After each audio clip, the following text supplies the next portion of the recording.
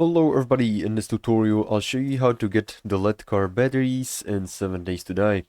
So first of all, before we begin, we'll need to have a salvaging tool like the wrench, and also there are skills.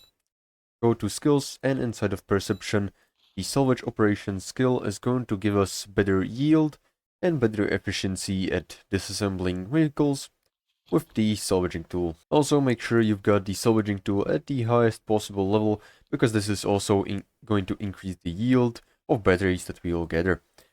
What you need to do is go ahead and salvage some intact cars, just like this one, by holding left click mouse while holding the wrench.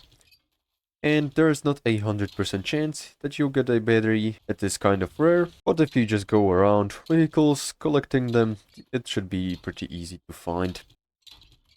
And as you can see, I've got a LED car battery. So this is pretty much all how to get it. Make sure to like and subscribe if you found this helpful, and see you in the next one.